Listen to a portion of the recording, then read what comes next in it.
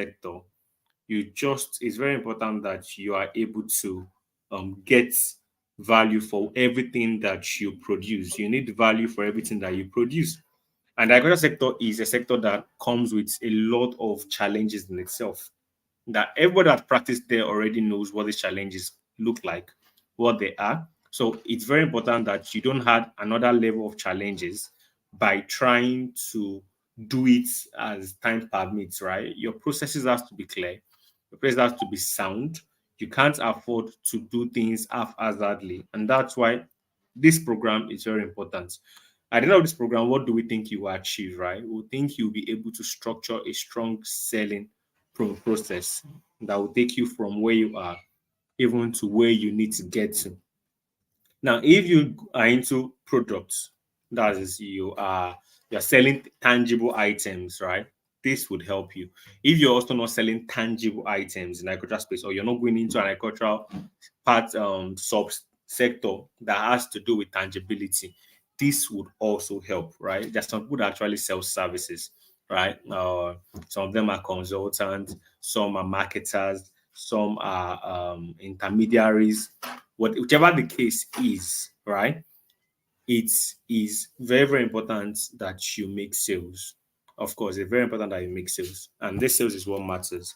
This, of course, this morning I sent an email. This afternoon I sent an email out to people and to get them to come to this program. And in that email, I actually stated that sales as a focus in any business have always been to generate revenue. And whenever sales as a topic is being sampled, it comes with so much buzz. There's just so much buzz around the word sales.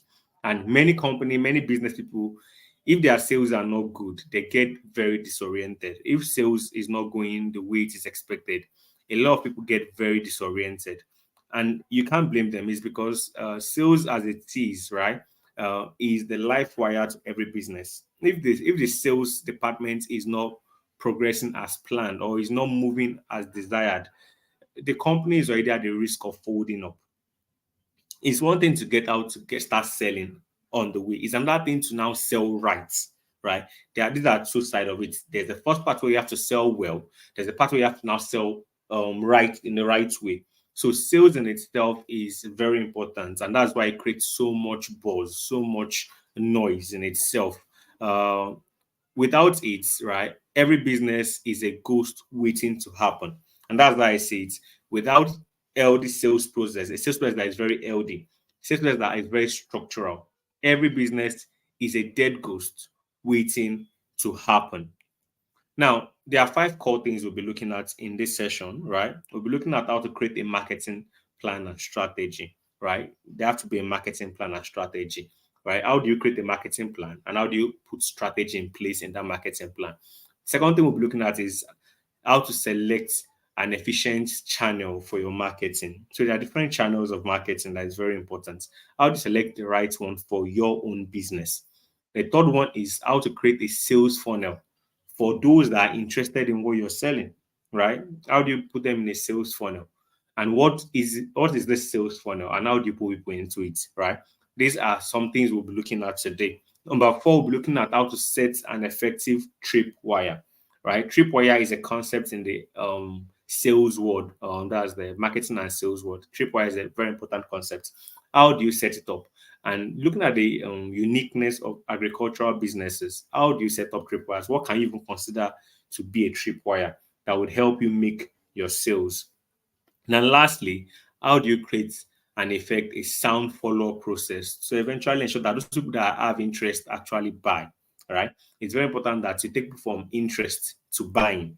Because if like have 1,000 people that have interest, if nobody is buying, you're still as cashless, poor, struggling as you were before the whole marketing started, right? The goal of marketing and trying to go into sales is so you can actually have active people that will buy your products, people that will pay money to have your products. That is the essence of going into the whole process of marketing. Without that, you just might not have any outcome. So you need your buyers to end up in sales. You need your buyers to end up in sales. You want them to convert. You want them to convert and give you hard-earned money. so you can give them service or a product that they've requested for. Now that we've looked at that, if you are on YouTube Live, you are currently not like largely an interactive person, you can only just reach out to us via comments. So you can make one or two comments. Eventually, when time for questions come up, you comment your questions. However, I'll look into it and I will answer them. But if you are interested in um, having a conversation at the end of the call to ask your questions and you want it to be audible, you want it to be via audio, you want to speak and you want your questions to be heard. Okay, those that are in currently from my forum have access to a WhatsApp call link where they can participate and join the session. And at the end of the session, they are able to actually ask questions and have interactions at the end of the session. So that is very key. So if you're watching online, I can see some people have already joined the YouTube session. Kindly ensure that you put your comment there, or if you have access to my forum, join my forum to be able to interact live on the call. So with that stated, we're going to the first thing we want to look into: how to create a marketing plan or strategy, right? So the first thing first is agricultural sector is a sector that teaches you patience, right? It teaches you patience, a whole lot of it. I won't lie to you. Like there's no end to the amount of patience you've got to have in the sector. There's no end to the number of patience you need to have in the agricultural sector. It is extensive, and I mean it very, very extensive. Because if they say there's a seed time and harvest in business, agriculture teaches you the concept of seed time and harvest as much as possible. You can't rush anything in the agricultural sector. Everything has a time of preparation and a time of sales, a time of planting and a time of harvesting, a time of weeding and a time of spraying, a time of production and times of packaging. There's just like many business, agriculture in itself stresses the concept of patience in doing business. And except you understand how that works, you would likely just rush through a lot of things. A marketing plan for any agribusiness is a unique pathway created towards a sales target, right? A marketing plan shows you a pathway that eventually culminates into a sales, right? For a particular target. Yes, it's very important. The plan, the plan you're going to be having, or the plan details, the purpose behind why you're selling what you're selling, right? Every marketing plan shows why you're selling what you're selling.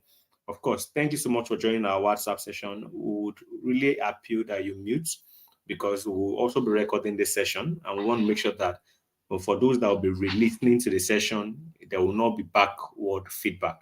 All right. As I said, uh, the plan's detail, that's the marketing plan, it details the purpose behind the whole marketing activities, right? The goal is to sell. The goal is to sell, collect money, active money, and then give a product or service in back to the person, right? So this plan shows what are the various stages, the steps, the processes that you have to put in place to ensure that this works. Human beings are very tedious. This morning, I want to give an example. My dog, right? Usually during the day, my dog is always confined, but at the night, the dog is always let loose. And this is an example to help us get reference of what I'm trying to explain. This morning, I noticed that my dog had actually gotten free. He has gotten free because what makes his confinement work had been breached, and he had used his teeth over time to destroy what would have kept him confined.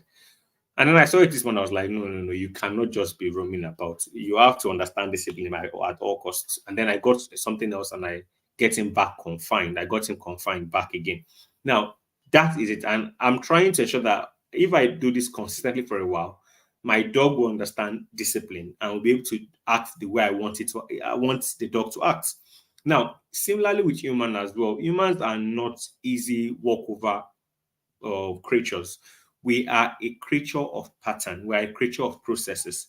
You can't just come to us in the morning and say, buy what I'm selling, and then we'll buy it. Whenever you say, buy what I'm selling, the person eventually chooses to buy. It's largely because that person already has an intention to buy what it is that you're trying to offer. There's already a background interest to buy whatever it is the person wants to buy. So there's no way that you can force any human being to buy what they're not interested in. You can encourage human beings to buy what they don't need, but you can't force human beings to buy what they don't want, right? You can Power appeal off. to them to buy what they don't want, but you can't force them to buy it. And that is the truth. So our goal is most of the time to appeal people to buy what they want or they don't even want. That's our goal. A lot of businesses out there market so that they can make sure that both those that need the product and those that don't want it buy it. That's the whole concept of marketing. Whether you want or don't want, you buy and make more. Give us your money so we can move. Similarly, like agriculture sector, you have to buy. So you're selling, let's say, cucumber. The goal is shall buy. And that's why the right person now to make sure that the right person pays the right money. You now want to target right. You don't want just any money, you want the right money. You don't want any out clients, you want the right clients. Now, all these things, to sure you get the right client, the right money, the right sell at the right place, and receive the right audience, you have to have a marketing plan, and that's what it is, right? Now, the marketing plan also details your concept of sales. What do you even think sales should look like for you, right? Now, that are all things that are important. I actually placed some touch references from few other places. I don't want us to touch too many references, so I actually screenshot a few pictures and put them in my outline so that I can just pick the highlight of what I want to share with you. Because the whole concept of marketing plan is not new. It's out there. All you just have to do is go online and research and do your research. But so I don't go to too many places. I've picked a key part from different places and put it in my presentation so you can understand the whole concept of marketing and how you can apply it. Now, marketing plan, a document or set of documents outline the platform and method the company will use to reach their target markets, right? Two things are in that statement, right? The platform and the method. The platform and the method. That talks about channel. We'll talk about channel in the next slide. But then there has to be a channel using reaching out to those that you want to market to. And there's a method you want to use that you can't just, as I said, you can't just join or use any method that comes to your mind. It doesn't appear that way. If you're on this call right now, right, and you're following this call right now, you understand that I've taken careful set of processes to actually to get to you and have you join this session, right? There are many processes. Some of you got only a WhatsApp message. Some of you got a WhatsApp, got an email. Some of you actually got a picture, right? Some of you were shared a flyer. There are many ways that we've been able to get you to this particular point where you're listening to this particular product or this particular content. You're listening to what I have to say about this particular topic. Now, marketing goes through many processes to get your audience to achieve or get to a final destination. And that is what marketing plan is all about. Also, marketing plan, if it's going to be successful, right, it has to contain basic things. As an executive summary, it's very important that your marketing plan have an executive summary, right? What is the summary of all the things you're trying to achieve? What's the mission statement behind that sales? You want to achieve sale, yes, right? Well, what kind of sale? What quantity? Who are people you're going to speak with? That talks about your mission statement, your vision and mission statement for your marketing. That has to be clear. Who are you targeting? How many are you targeting? How are you going to get to them? The statement has to be clear. Now, situation analysis. You need to have a situation analysis. What is the variety of the market you're trying to enter? Is that market welcoming to new audience? Is there an association in place in that market? For example, in 2020, we tried selling vegetables, right?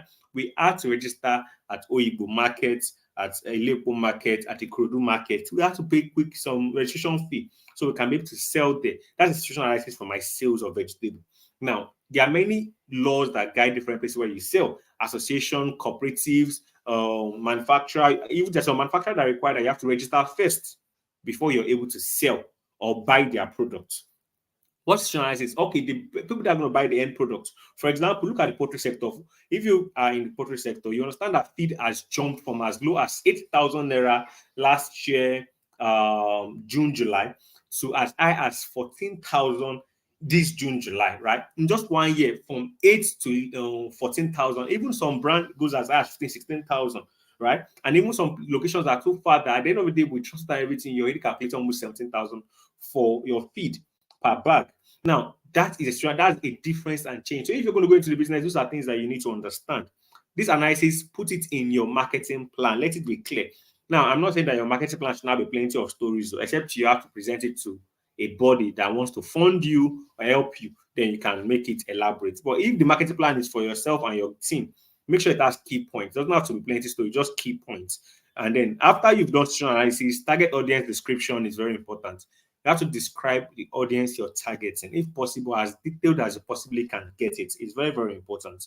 Are you targeting more of male, more of female? Are you targeting people in a specific subsector in the agricultural space? Are you targeting poultry farmers? Are you targeting feed distributors? Are you targeting middlemen? Are you targeting consultants, agricultural consultants? Are you targeting agriculture surveyors that are going to be doing survey on farmlands? What are your targets? Let it be as brutal and clear as it possibly can be. What are your goals? Let your goals also be succinct and clear. Make it like an highlight, not stories, right? Before the end. Okay, for example, when we started the whole project, um, 10,000 acres, I set out guidelines. Let me use that one example. That is very, very private. Let me use the 100-acre free farmland as an example of how we defined our goals. So when I set out this project, I told them, I said, how many acres do we have that we can offer to people? I reached out to my team and we looked, okay, how many acres can we offer people realistically that they can work on? This land, of course, is our land that we've used for perennial projects in the past, right? This land is something we used for perennial projects in the past. And it's just there's so much space in between what we are doing. And this land is wasting away, right?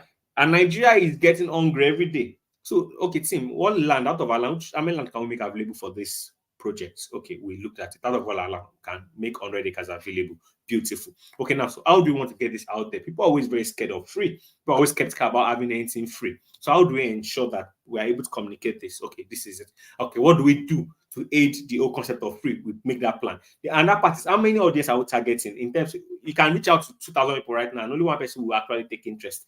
How many people are we targeting as prospects? How many people are we going to streamline them to? How many people are going to pay, right, to actually have the farm going on, not just have it and be looking at it as, oh, I have free farmland, and you've tied it down and nobody's enjoying that value, but you that you have gotten it as an offer are doing nothing with it, right? So how do we achieve? We set up those goals, and then in May we said, okay, before May, this number of people must have registered for the offer, and would have sent them a message to ensure that they understand depth of what they are coming into.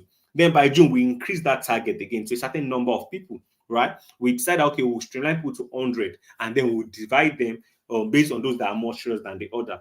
Now that's a goal, and I won't lie to you, because it's a clear list of goals. We've been hitting the mark easily. Now, define your marketing goals is something that you have to have, no matter what it is you're doing, as much as possible. So another thing you have to look at is strategy and tactic plan. What's a strategy and tactic plan? You can't assume that you're going to a space where nobody is playing in. Someone is doing that thing that you either want to do or you're currently doing in the agricultural space, right? Is either you are there, you can't be new. Is either you're limited, you guys are not much doing what you're doing, or you guys are plenty. That's the only option, right? So if that is the case, what is your strategy for growth? How do you plan to have the largest market share? How do you plan to actually convert the most people? How do you plan to be the one that everybody's talking about? You require tactics and strategy. Then the last part you have to understand when you're creating a marketing plan is predetermined budgets. Whether you define ahead of time or you determine ahead of time, but your budget has to be clear from the beginning. If you're going to be spending 10 naira, please understand that you're spending 10 naira and how much will that 10 naira bring back to you. Always be clear about your budget, how much you're spending and how much you're expecting back from what you've spent. This is very important. If you pick all of these 7 points together, then your marketing plan should be solid. Executive summary, vision and mission statement, situational analysis, target audience description, defined marketing goals, strategy and tactics plan, and predetermined budget. These things are very, very important that you have to have them as clear as they possibly can be to ensure that your plan and strategy is good. Now we've talked about that. We're moving to how to select and effect your market, your channel of marketing, right? As I say, channel is the means through which you achieve a particular sales, right? The channel has to be good. That channel tells you how to actually where you can get your sales prospect from. Some people actually use social media for their sales, while some use email marketing. Some actually belong to various groups where they can actually sell from. So it's very important that you're able to know where you are targeting to meet your sales targets, as in what channel works for you. These things has to be clear. And why do you select that channel? It's very, very important that you're very clear why exactly you've selected the channel you selected. Because if you're not very clear about why you selected the channel you selected, you may have issues in the long run, because you may spend so much energy and time and not even get what you are out to get. And it's very important that you achieve results. Without results, why are you even investing so much energy in what you're investing energy in? So because of that, you have to have your channel clear and well created. Now, the first thing we want to do is look at the channels that are available. All right. So first thing I want to look at channels that are available, right? There's digital advertising for those that can use it. As I said, the agricultural sector is quite unique in itself. And because it is quite unique in itself, it can't do everything. You can't, not all the channel work for you. Unlike the secular world out there, business world out there, the finance world out there, agriculture is a very, very strict sector where there are only few channels you can use to sell what you want to sell, right? Now, to sell let's say ebooks, you want to sell softwares, you want to sell platforms, you want to sell I don't know, even physical books, you can use digital ad for some of those things. Okay, you want to sell products. Let's say product now, you've taken that product, let's say you want to sell a food box that you've packaged into a carton, right? Let's say a food delivery box. You've put some food item. You want to sell it. It's not digital ad can work like that, but it's not everything that you can use digital advertisement for. And you have to know what that thing is for you. Now, what are the sure ways you could use digital ad, right? You could use them through social media platform or search engine platform. We've got YouTube, we've got Google. Of course, YouTube's under Google. We've got social media like Facebook, Twitter, LinkedIn, Instagram. All the places you can run ad. Digital advertisements covers either paid ad, right, or free ads. Free ad is you go on yourself and say, okay, I'm selling tomatoes. So who wants to buy? Oh, who is interested? I have 30 ton of tomatoes to sell. I'm selling it at 10 naira per ton. If you're interested, kindly private chat me. That is free ad. You're making a free announcement. You're making a free advertisement of your products. Now, for people that usually work for people that have a lot of audience, a big audience. Those are people it works for the best. But if you don't have big audience, you can, of course, you can keep shouting. One or two audience may engage you. Now, that's if you have at least little audience. If you don't have any audience at all, there's no point shouting it because you're just literally putting it out there. But if you have few audience, you can shout and a few audience will buy from you. Now, if you don't have, of course, you can go into paid advertisements. Now, there are different ways you can go into that. You could use influencers. For example, you notice there's an agricultural person that has a lot of name. I think if you're following social media space in Nigeria very well, there's some few agricultural names that would ring a bell for you. You see, an example is Samson Obole, and then there are some others there as well in their space that have a large following base in the agricultural sector. You ask them to shout out your products. Of course, it puts you in the limelight of other agricultural personnel or people that are interested in agricultural projects, product, and all. And before you know, they start engaging you to buy your products. So you can pay them value and then they will advertise for you. They have a lot of follower base that are loyal and they don't mind shouting you out. Now they can say, or if you think you don't have people like that, but you have got some budget to spare, you can go into running and add your stuff. Add these days as easy as pick up your phone and start pressing some button. You need to know how to use ad very well so you can be able to achieve that. That digital advertisements. Social media engagements for social media is, as I said earlier, it is quite limited. Social media in itself, particularly if you're doing it on a free level, is just posting things, watch people comment, ask questions, or DM you. It is efficient for those that have large following. If you don't have a large following, it's difficult. And as well, the way you build social media over time determine if this will be a very successful business for you or successful channel of marketing for you. If you don't have a good social media audience, how do you then communicate what you're doing and someone will buy it from you? Because some people's social media friends are not targeted for a cultural product. Some of them are not targeted to buy what you're selling. So if that's the case, you could shout out as much as you want. You will see low patronage. But if people get to follow you, or you get to follow people based on a mindset, a topic, or based on a business model or business idea. Of course, if you share that business idea with them on a free to hear, of course, it's possible they pick interest and then they engage in a conversation, comments, and then before you know, there's a private DM that leads to a sales for you. Now, some people use SEOs, right? Content marketing, Some people use blog to communicate what they have. If you followed me a lot, I use blog and email marketing a lot to reach my audience because I feel like that's easy. Even though I do most of my activities offline, I feel like I still have to have an online presence that I sure like people are able to know me, find out what I do, and partner with me on what I do. So it's very, very important that you know how you're getting to them. Now, offline advertisement, like offline sales, you need to understand that offline is the core part of agricultural business, right? A lot of people, more than 90% of the food that are being consumed in Nigeria comes through the open and closed market system. The open market system is the market system where you go to a normal market close to you. You go there, you identify what you want to buy, you price it, you guys negotiate pricing, and then you're out. Pardon me. Then you're out, you get what you want, and you leave. A closed market system usually have a predefined price for every commodity. Your own is engage with them and buy what you want. Supermarket are closed market system. Fact, selling to companies and manufacturers of products, refined products are closed market system. Most of those prices already have predefined prices. You don't just go there and start pricing price, then they are no. These ones are closed market system.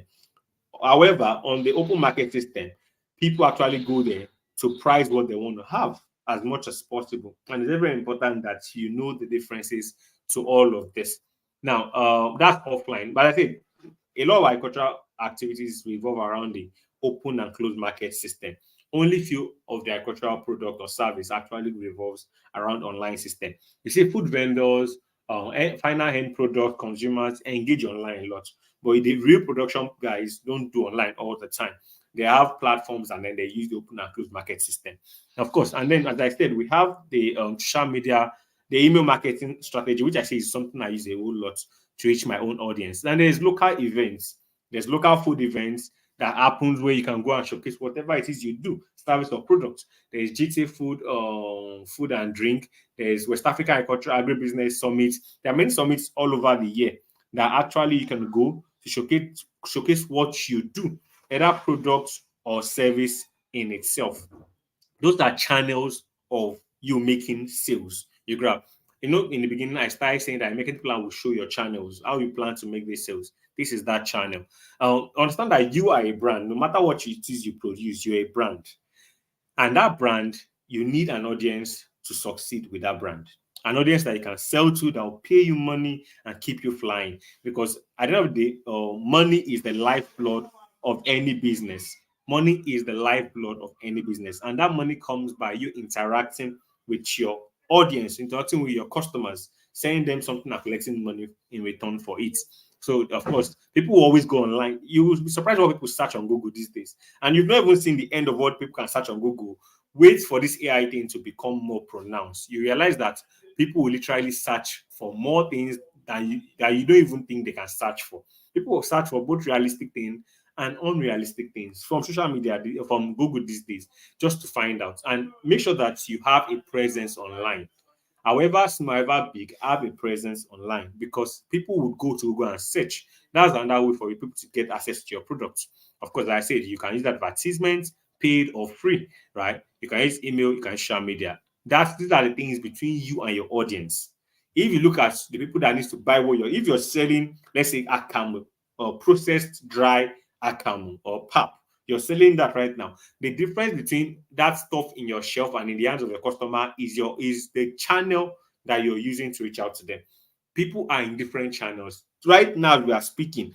There's hundreds of thousands of people scattered across various markets, open markets in Nigeria. There are some at Ladipo buying spare parts. There are some at Oyibo buying food. There are some at Eko Idumota buying clothes right now. There are some at Gbagi in Ibadan buying different things. I don't even want to. Kara markets in Sokoto. There are just so many people buying different things, even as we are speaking right now, right, in those places. So at every type of time, the difference in what you have going on and people that want to buy it is the channel you use in getting across to them. Now, the next thing we're going to be looking at is sales funnel. Sales funnel talks about the processes, right? This is where price actually matters the most. People don't buy because you tell them once that you're saying these things. Of course, there's certain level of awareness that you'd have done in the past where you tell someone that I'm selling shoes, oh, and someone like, I want to buy it immediately. Or I'm selling vegetables. I sell all kinds of vegetables, and someone will say, okay, what kind of vegetables? And you say, oh, I sell spinach, I sell jute leaves, and I sell amaranth, and then of course floated pumpkins leaf. That's ugu. I sell this leaf. So whichever anyone you like, you can patronize me because they've known you over the years to do these things. You've been talking about yourself, you've been showing them proof, you've taken them along your journey, producer's journey. They are willing, right, to buy from you. That is the rare instances. But if they don't know you for these things before, and you just come out and say, "Oh, I'm selling vegetables. Who will buy from me?" You first of all, before even people start showing interest, you face a lot of question and answer. Some people even question you as if they are entitled to your destiny. They would question you like you've got no other option but to answer them. And because you want to sell, you've got to engage every interactions that come from your marketing processes. So see sales funnels as those combination of things, right? That you have to do to ensure that at the end of the line, people are interested in buying that thing that you're selling, right? If you look at my slide or the product I shared in my WhatsApp group early, sales funnel is a carefully thought out process that starts with marketing, right? It starts with marketing where an awareness goes out in itself. During marketing, you have an awareness. Marketing is just a concept of prospecting, to be candid, right? If you say, are you doing marketing? Yes, I am marketing my product. What it means is that you're prospecting, you're sharing awareness of what you do to people. That is what it actually means to run an awareness or to do a marketing. Sales is where people actually start engaging you, knowing more to buy what you're doing. But marketing is just the whole act of making an awareness in itself, trying to prospect people, let people know of your presence, that you're even existing in the market, that what you're trying to do exists in the market. Whether you're a poultry farmer or you're a feed distributor or you are into inputs like chemicals, herbicide, seedlings, and the rest like that. Marketing is just the fact that people get to know you're there. And when they know you're there, of course, one day your thought will cross their mind and they will decide to do business with you. So marketing in itself, it helps. It's the first stage of the sales funnel, right? Marketing is the first stage of the sales funnel. Now, the sales funnel, I think, is actually when someone does interact, right? After the marketing, someone interacts with you, then your sales funnel has taken shape, and that's when you are excited. Okay, this is a possibility of someone that might turn and convert and pay me money for what I offer as much as possible. Now, this marketing content, you create it, you share it via various channels I explained in the last slide for you. And after I share, people show interest and then you start following them up gradually. Now, in the awareness stage, which is marketing stage, of course, you research your prospects and then you generate online leads. That's people that you can actually, if social media is how you want to reach to them, of course, you have to send them a message, let them show interest. Once they show interest, you have to divide them. This one showed interest. Okay, let me follow up with him. Now, under that interest, is this a good interest, a bad interest? You need to know how to divide those things, right? If you're using email, of course, you've sent people email and then they are interested. Okay, so how can you be of help, right? You get to find out more about that. Now, if you're using offline activities like you're using a live event, you're not online at all. They don't even have a website that can check you. There's no Facebook to check you. Everything you do is offline. Of course, awareness is going to the market and saying that, oh, I have 10,000 acres of corn and I'm looking to sell it to a closed market system. Oh, really? Yes, this is and then probably you start communicating with flour mills or start communicating with Chaikun feed guys that, okay, you want to sell your product from 10,000 acres of maize. Now, that is offline. You're still speaking to people. Nobody has said they are interested yet. So that's the awareness necessary. You're generating just offline leads for your product. After you've made awareness. Now, interest is the first thing. How many people showed interest? How many people showed interest? It's very key that you have people show interest. If they don't show interest, then your effort is bad. If you actually reach out to, let's say, offline, you reach out to about 10, 20 people, and all of them, nobody has the interest in what you're doing. There's two things involved. It's either you've gone to the wrong events or you've created an event that you've brought in the wrong people into it, right? Because if you do your assignment very well, either one in every 10 offline people should show at least an interest in what you're doing, whether it is a positive or negative interest. There has to be an interest. And if you want to do online, the formula is minimum two people or one person for every 100 audience you're reaching out to must take an action on your marketing stuff. That's the worst case scenario. Best case scenario, you should have 1% click through rate, right? Worst case scenario, 1% click through rate. The best 10% click through rates, right? Now, 10 means that if you market to 100 people, 10 has to show an interest, right? Now, that is a standard success metric for online sessions when you're trying to get online leads or sell online, right? So if you're selling vegetables, right? For every 100 people you try to message online, there has to be at least 10 that shows a level of interest, whether they're deciding to actually buy or not. 10 has to, minimum 10 has to show, right? Now, worst case scenario, sales have to be 1%, right? 10 people have shown interest, 1% buy. Then you're not bad in every 100 you message. You're not entire. It's not the best, but it's not worst, right? But you market to 100 people and nobody bought what you want to do at all. Then I don't know. You have to put in more effort into your marketing processes so that you get the right people, audience that can buy your products. Now, introducing product and services is what you do in the interest part. What do you want them to actually engage in? Of course, I will share how I've used all of this method to achieve results in our own business, so you can also use it in your own business. We're an agricultural company that does a lot, and we've sold a lot of products to people. So, and I'll explain a bit of that for you, and so maybe you can pick up those things and leverage it for your own agricultural business. It's very, very important. After interest had been generated, the next thing you want to make sure that you put mind to is desire. You've given them a good awareness of the program you're having, and now you've actually ensured that their interest in what you're saying is there. There's an interest, there's an active interest in what you're trying to communicate. Now you've ensured that there's interest. Now, next thing is desire. You want them to take action, right? You send proposal, you send invoice, you negotiate terms. These are all desires. These are active desires for sale, right? But once you're at this point where you're already sending proposal, sending invoice, negotiating how much you want to collect, and you're already at the desire point of your funnel, right? It's very important that you don't joke with it. Anything you do, understand that that is your end result. That's where you want to end. You want them to buy. All your efforts is so they can buy, not so that they can just be there to gather dust. They should buy. That's what you want. Now, at the end of the day, they actually buy, then you've actually closed your funnel. Now, there are a lot of things that happen in between these stages: the awareness, the interest, the desire, the action. There are a lot of things that happen in between those places. And of course, I plan to touch as much of them as I can touch. Now that we've talked about sales process, we've talked about a sales funnel, which is very, very important. Now we'll be looking at the next one, which is uh, effective tripwires. Now, I'm not trying to make this call a very long one because I won't lie to you. Some people, no matter how much you do an online session, online webinar, or offline webinar, and all of that for people, right? People don't get to learn all the time that way. Sometimes you just have to assist them in taking the step they want to take to achieve the result they want to achieve. You need to help them go from the ideas in their head to physically implementing this thing. So, of course, I'm looking at. All right. So, I 07036744305. Kindly mute your mic, right? This session is currently being recorded. Um,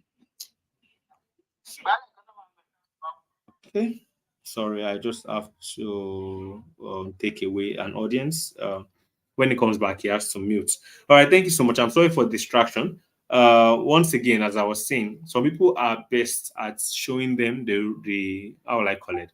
It's best at showing them how to take the step they need to take and not just tell them to take it, right? It helps them by showing them the ropes as much as possible. So I'll be trying to do that for us over time in my forum to help us actually take the step we need to take to actually sell what we want to sell as much as possible. Tripwires in itself, they are things that you give out largely for free. It's not usually for free, usually for free. They are tripwires. So you can know if whoever has shown interest in what you're trying to sell is interested, really, really interested. Right? It's more like sample. You know, when you go to the market to go and buy Gary, and next thing is you're telling that, oh, that tastes small now. Now, that concept of you taste small, you grab, is in itself a tripwire, because by you tasting small, you get to assess if you're interested in that product at all, right? Or that tastes small. This Gary fine for mouth. All those things are because they want you to trip into what they're actually selling. Now, from tasting it now, oh, this guy they slap mouth well. Oh, before you know, you've already buy that Gary because you wanted something that is sour, and now you've gotten a product that is sour. Now that's one. So what about if you want to buy, let's say you want to buy um a feed system. And next thing they're telling you is that our feed are not stale, right? They are new, they are fresh, right? And next thing the person goes to the one he has opened and then they pick a batch, there a small sample, and bring it to your nose that you smell. There's a lot of fish meal in it, and then it's not stale, right? Before you know, you're smelling, oh, I like the way this one smells. Sometimes as well, it could also be a case where um it could also be a case where you want your feed expectation to be bred to the best way it can, as much as possible. You don't want it to be too big.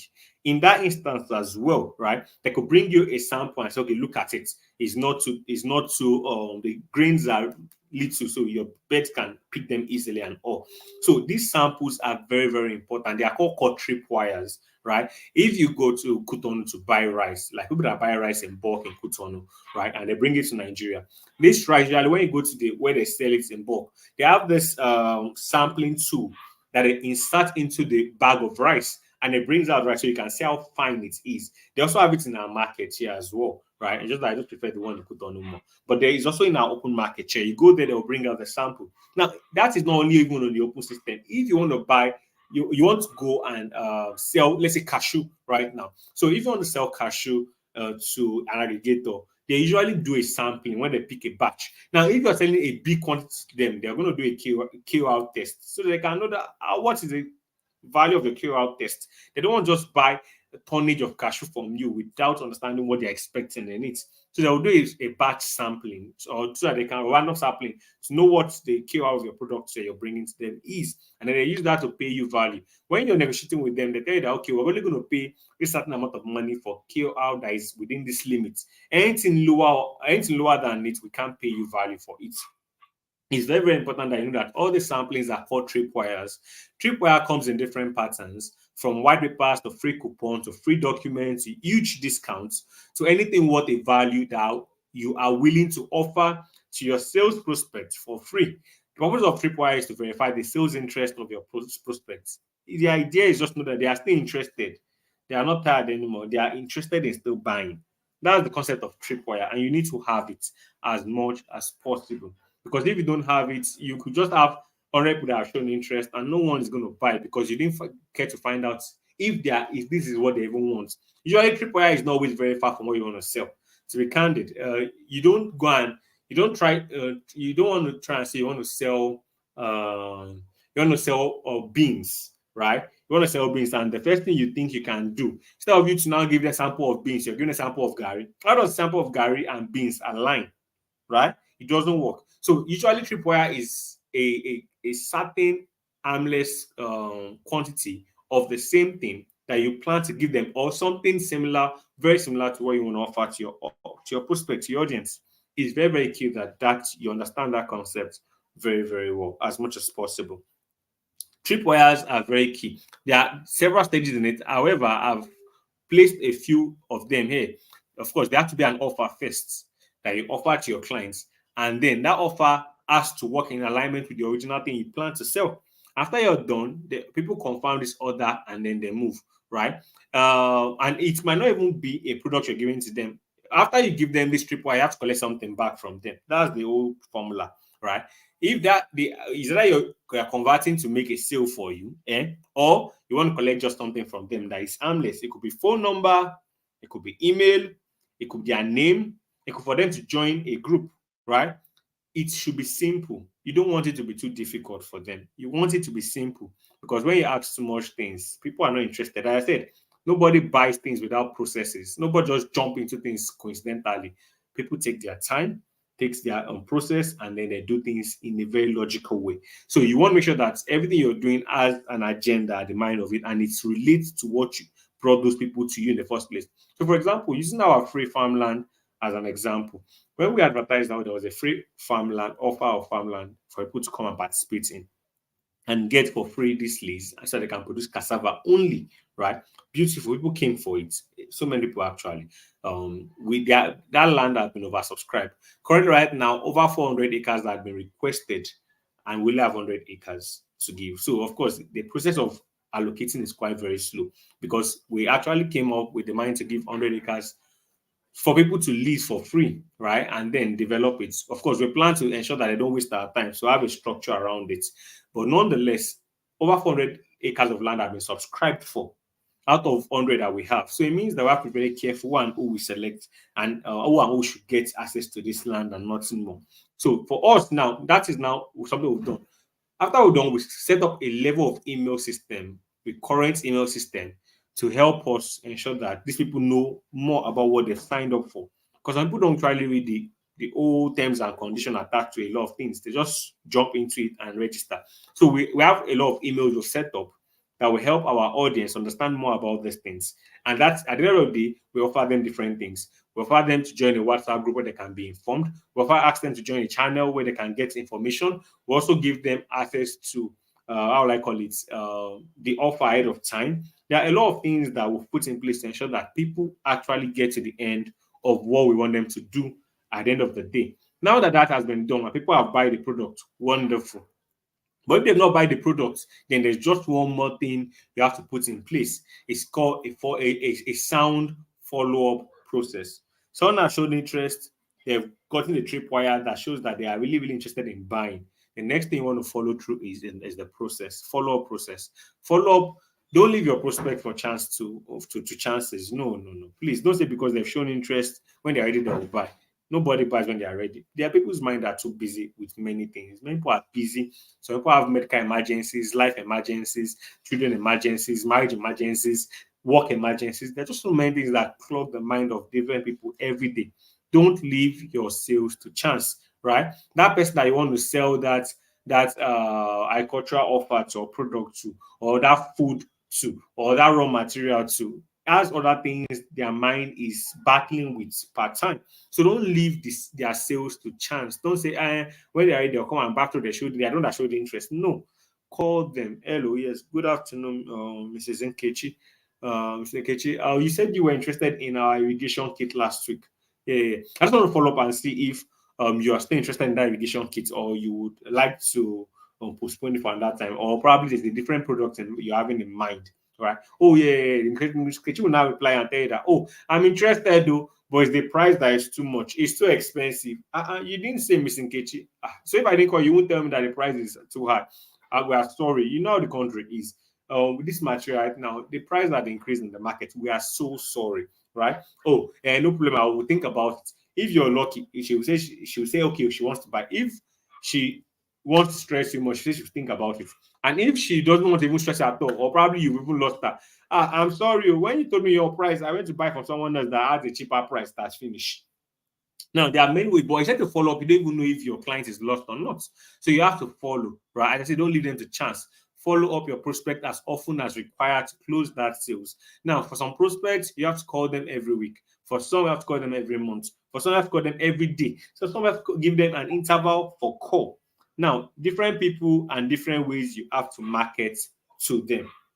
And it's very important that you know all of this. So don't leave your person, follow them up as often as required before they can make that sales or purchase of, that you want them to do, right? An average of 10 follow-up sessions is recommended to make a conversion. So whether you're selling tomato or pepper or anything, right? And you have someone that says is interested in buying from the beginning, please learn to call them.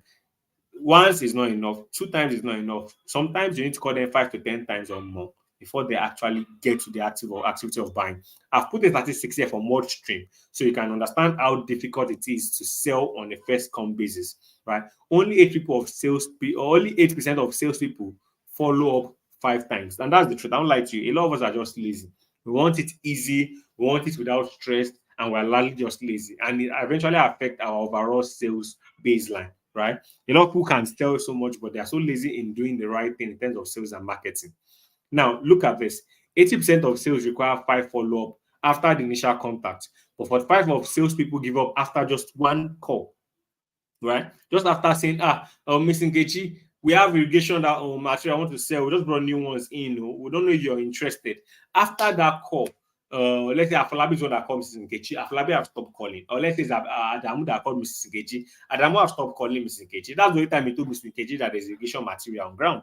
And Mrs. Nkechi might have interest, but she needs to first of all check her inventory and see that, oh, she's got no more products or that particular brand anymore. She's interested in getting, but you didn't even follow up. And true to Mrs. Nkechi actually planned to call you back, say that, how much is it? I even have interest. Maybe she has planned to call you back, but then she had forgotten that she wanted to. And you that actually wanted to sell, you forgot to call her back. You called her once, that's enough for her. That's not how it works. So you can give her a reminder the following week. I said, Mr. Nkechi, I called you last week about this irrigation material that we just got. And we think you might, it's really, really good though. You will definitely like it and all.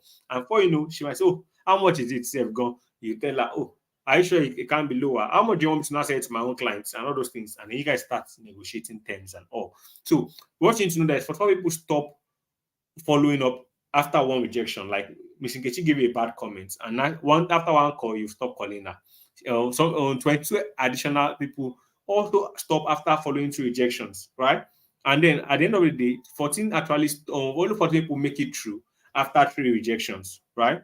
They make it through. And then the day after 5 rejections, only 8 people are remaining on the tally to reach out to their audience. That's why to have salespeople is very difficult. If you see effective salespeople, they are not many. They are very limited. And that's why the company pays every money. Businesses pay every money to attract a good salesperson because these people usually are not much and they understand what it takes to run a sales efficiently. Now, you yourself have to be a remarkable salesperson. Now, this is my 1 hour my 1 hour session on sales. And what I'm saying that is there are many things I can say on sales, even for 3-4 hours. But of course, I'm not someone that enjoys having call that goes beyond an hour, particularly when there are many audience in it.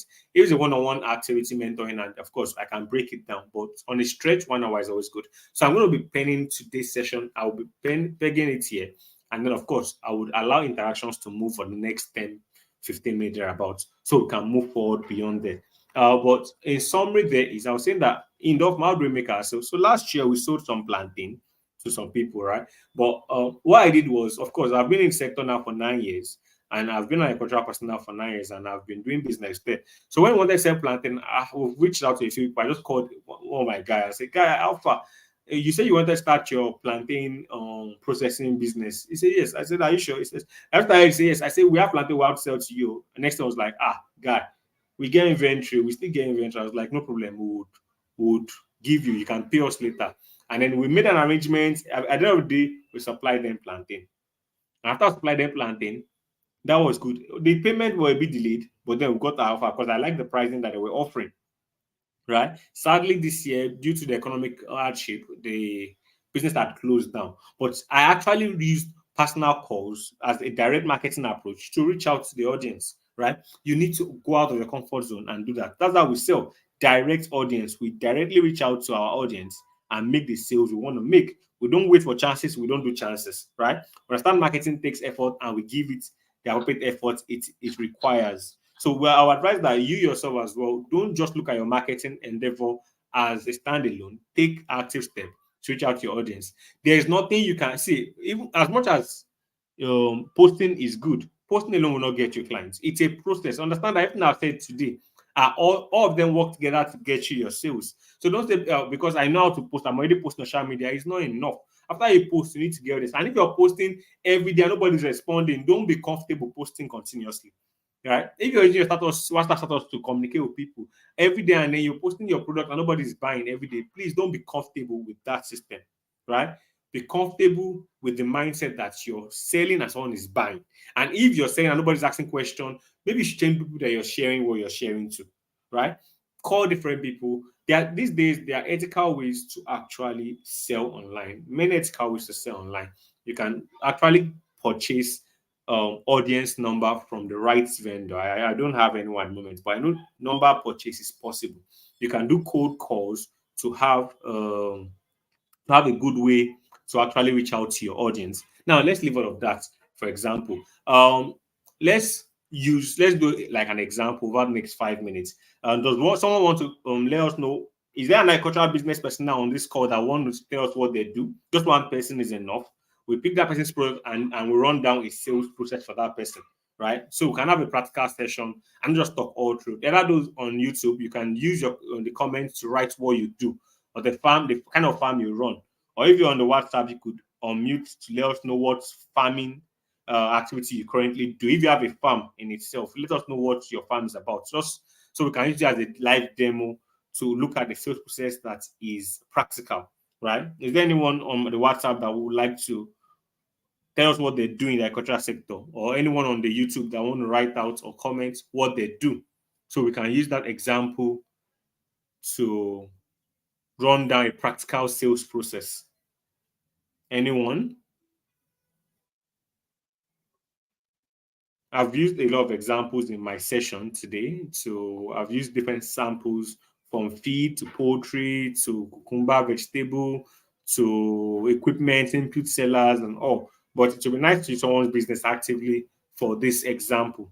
But if they are not, let me just out of the bat, let me take something very, very rare, right? So let's say you're an accountant that actually offer your services to agricultural businesses only, and you actually want to actually sell that service to many people, right? The first thing to understand is many businesses don't have a lot of money. Agricultural businesses, whether small scale agricultural businesses or small or SME and agricultural business, don't have a lot of money to hire accountants. That's why I say I want to see something rare and not easy in itself.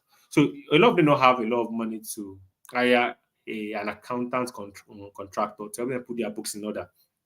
So you don't go to them. You actually target bigger business. But how do you get their details, right? There are one way you can do that is you can target their website or social media or pages to communicate with them, to interact with them, form a communication bond with them, and then get the contact of the active person that is there. If that's not the case, you can also try to look at their account, see if they have any email accounts, email address on their account, so you can reach out to them via email. And if that does not work, you can stick to social media. That's the fastest way to see many people. Greet them. If person does not respond day one, greet second day, greet third day. Now, if the general channel on social media is not working, reach out to multiple staff from the same company so you can get it. Make sure that you look at companies that have the capacity to pay you as an accountant. Now, some of them will tell you that yes, they already have an in-house accountant. Beautiful. But if they don't, offer your service. And if you offer a service, you could be offering an auditing service or probably general account services. And before you know, they pick you up on that and then they invite you. Now, of course, because it's a unique service, you may be a ratio of, as I said, 100 to 1 or maybe 100 to 10, or that's 1 ratio 10. But don't be discouraged. You keep reaching out to them. After you're done, you call them. The follow-ups are very important. Don't stick to one. As I said, only 8% of the people that sell after 8 touch points. A lot of them stop after the fifth touch point. After the fifth rejection, that oh, I'm not interested, they stop. They don't go. And in the beginning when I started this call, I said something, right? I said that selling in itself, right? It's marketing, sales process in itself is selling something that people don't really want, but you just want them to have it. Everybody, a lot of company out there market to you, not because they know you need, it's not that you need what they are selling, but they don't care. Just buy. Buy, buy, buy. Because the more you buy, the more they are getting revenue. The more they are getting revenue, the more they are going in and they are doing business with you. Well, whether they don't need or need now is an argument for another day. Some ways they are making your money and money is coming to you as much as possible. So I think this is the part that is there. If there's any question, you can unmute to ask. This is the part where we ask questions, or part I ask questions so that I can hear what anybody have as personal feedback. But from my side, I'm already wrapping up. This is like my last 5 minutes thereabouts because we are past 1 hour now. This is 6:03, right? We're past 1 hour on this session, and this is where I'm wrapping up. If you've got questions on either on the WhatsApp forum, for those that are interactive, kindly ask your question. And for those online, you can use the comment section to send in your comments. But if you have any questions whatsoever, kindly be free to ask. You can unmute and ask, and I will be happy to answer very well. The secret to remarkable sales is taking step.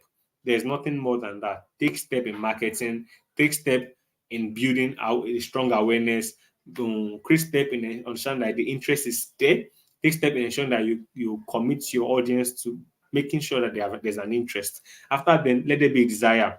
Like let there be desire for them to buy something actively, right? And at the end of the day, sell what it is that you want to put. Give them what you've actually decided to give to them for that money that they are paying you. Now, That is how you become marketable sales. Take action and don't let it go. If you don't do anything, nothing moves. You can't do things and not have a way to get result at the end of the day. Don't just do things haphazardly. To get your sales in, you need to be open to going after them and ensuring that they pay you value. You have to move, right? You move, things will move. You don't move, things will still, right? Move and things will move as much as possible. So that's the truth in marketable sales. Lack of questions, I think, signifies that what I've explained, everybody understood. I understand every bit of it. And so there are no questions. But should there be, is there any question I see? Yeah, just a minute, sir. That's fine. That's fine. Thank you. Thank you very much for the so and thoughtful. Now, the area I just want to like for myself, I'm not yet a practical farmer, but a theoretical farmer. I can call myself because I've theoretically participated, but I've not really got to use my hand to do it. So that's why I say I'm a theoretical farmer.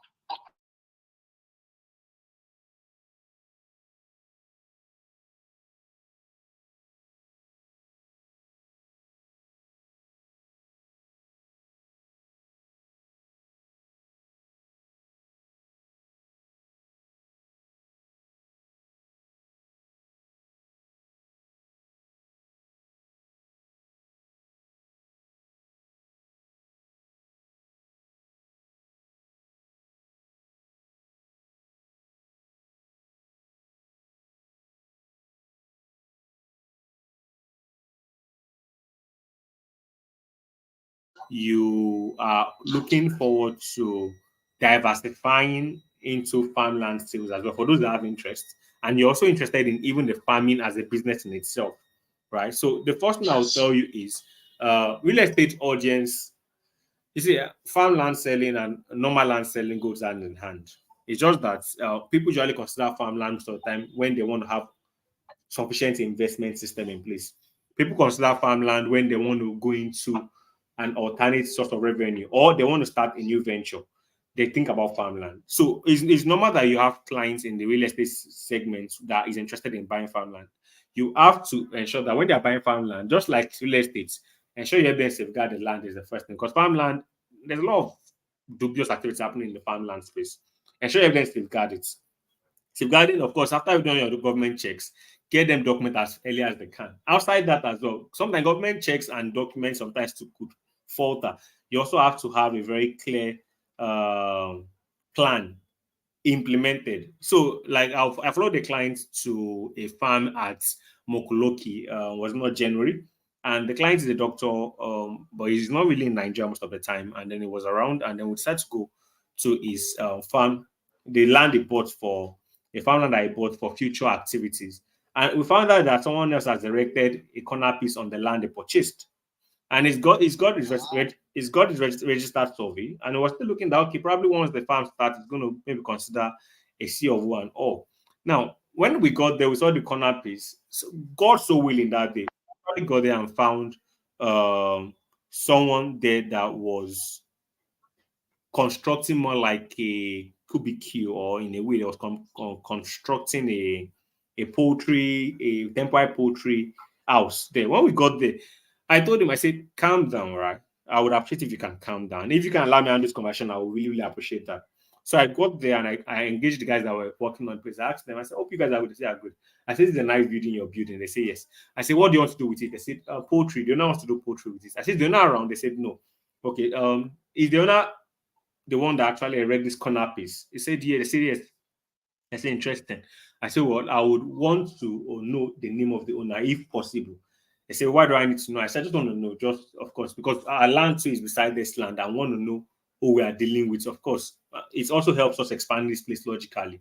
So he called the name of the person, and I asked, of course, I looked at my client and told him that, did he pick that? He said, yes. I raised my eyes to signal him that if he got the name, he said he did. He got the name. After I was asked, is he coming out anytime soon? He said, yes, should be here the next day. No problem. So that was what information I needed him to give us. And after I left, fighting him was not going to make any sense, right? You've gotten a bit of information now, go back to do your own duties. After we left, I asked him, do you know that? Does that name ring any bell? He says, no. Okay, so call the person, the person that helped you get this land and let's start negotiation. I say, you've done already start survey, beautiful. On call, all you have to do is, if you really want to fight for the land, do your C of O. And at the end of the day, no matter how far this case goes, the person would either have to buy the land from you or would have to vacate that place, because you have document register survey and you're just a C of O away from total ownership. But I told him, I said, the reason why this happened was not because it's not because you are not a good person, or because you don't have good plans in mind. It's because this land was left fallow during the time you purchased it. You purchased 2019 to date. Nothing was happening on the land, right? It was just there. So if you had planted, like, let's say even oil palm, for example, on the land, it would have deterred anybody coming on it, right? If they come and nobody goes to a farm and say structural oil palm plantation, because that's what they wanted to actually do this year. Nobody will come and see structural oil palm or tree planted on a land and believe that the land is fallowed. Nobody will do that. There's a way you plant oil palm, there's a way you plant cashew, there's a way you plant cocoa, that nobody will just come there and think that the owner of this land does not have sense. So you put something there, and when you get there, of course, beside it, put a signboard there. Whether or not they will destroy it 1 week after, shall put it there and go there maybe once every 3 months to see. Better still, if that is not the best way, ensure that you put someone on that land. How do you put someone? There are many ways. If you don't spend money, just like we are doing right now, you can offer the land for free lease. Let someone come use it to do whatever they want to do, since you're doing the perennial project, right? And they use it in the process. Now, if you're going to the business for your clients, let them know that they can't buy land and leave it without doing anything. Before they buy the land, let them know that they have to have a good plan in place before they go into it as a business, so that that plan is what will now guide future occurrences on the land. Now, if sometimes strategy is all that matters for agricultural business to work. If there's strategy, these things can largely be avoided. So, but now talking about the business side of agriculture, now that's quite extensive, right? It depends on what you want. I just tell people that people that succeed the most in agriculture are not people that have short-term orientation, like people that have long-term orientation. The farming sector is not a place you go into and in 6 months you're counting money. If that works, it's largely because you're eating off someone's experience. But if you don't have someone's experience to leverage on, there's no way going to agriculture and in 6 months to a year you're counting in a profitable return. It doesn't work that way. The only way you have that is if you're leveraging someone's experience. But if you're not, it's no magic. You can't just enter 6 months, 1 year. In Nigeria, maybe outside Nigeria, it's possible, right? This is my 9th year, and I'm saying this based on my cumulative knowledge of the sector. It's just not possible, right? It can be in a structural system where securities are in the national security is sound, the policy that guides the sector is stable, and the macroeconomics of the country is stable. Then in that system, you can now plan to go into a 6 month, 1 year, and you're seeing a level of profit. But if that's not the case, you can't get that from a product-oriented agricultural business. But if you're into service, yes, it's possible that within a year can start counting revenue. For example, in the farmland selling space, if you do all your duties right, you can start having a net revenue from the same first year. But outside that, I don't think it's possible. Now, because you're into land already, right? Because you're into land already, I think another thing you could go into is the land-oriented part of farming. One, consider long-term projects. Two, leverage the old farmland. In 2019, we started the whole agricultural farmland purchase. We're buying land in many places of the southwest for as low as 100,000 naira per acre. The same place where we used to buy 100,000 naira per acre worth of farmland right now is now around 500,000 per acre. And that's the honest truth. I'm talking from the indigenes, right? Land that doesn't have any government encumbrance or does not have any issues. You're now getting 500,000 per acre. And the same place used to buy it 100,000 before. And I have actually done a projection where I project that in the next few years, it's going to be going as high as over 1 million per acre. So that is the key to most of these things. You can leverage these instances to build up because you're already in the real estate system, and that would be an easy how will I call it, transfer of business concepts for you. So I think that's that. Talking about the business of doing the products, that's either farming this or farming that, or going into commodity trading, or ready-made products, those ones are quite extensive. They are beyond the scope of this particular training. And if I should go into it, we'll spend longer time. Yeah. But I hope I was able to answer part of your question as much as possible.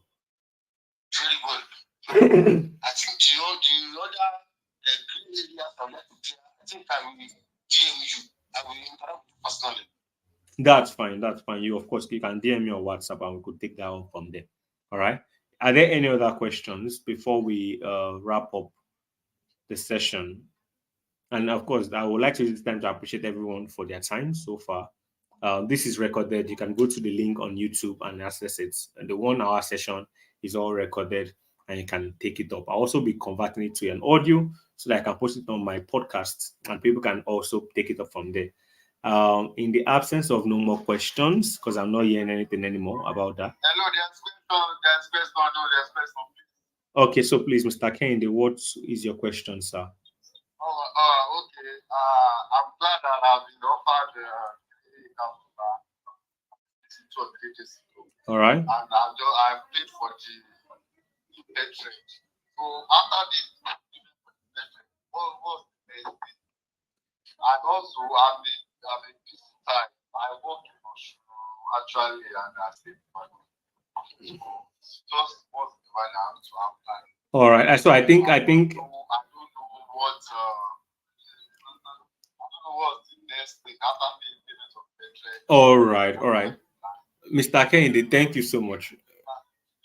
Thank you so much, Lakende. I would do a brief on that, but it's beyond the scope of this session. I'll do a brief on that so you can be able to get the step in a very, very fast way. But as I say, it's beyond the scope of this to talk about the main that 100-acre free farmland in itself.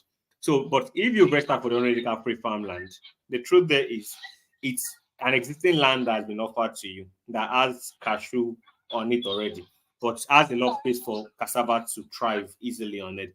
Now, if you pay for the pet trade, the next thing is you'll be getting a deed of agreement that offers you this land and the terms and conditions that goes with that deed of agreement. Also, that as well. Deed of agreement for the, of course, we would like maybe what will happen is maybe we'll talk after this session so I don't elongate this whole conversation. I think it's beyond the scope of this current stuff. Now, after that, you also understand the payment notice that shows how much you'll be spending to develop this. Better that showed you how much you'll be spending to develop this thing now. When you want to start developing it now, you will now select. Outside that as well, how often you want to be around is not something you have to decide. If you're not going to be around at all as well, you have to let us know from the beginning so we can ensure that we're putting a system in place that ensures that your farm is taken care of. So that's that about that one. So, but we can speak outside this. Are there any other questions we need to wrap up? Are there other questions? All right. Thank you so much, everyone, for your time today. Do have a wonderful day. Bye.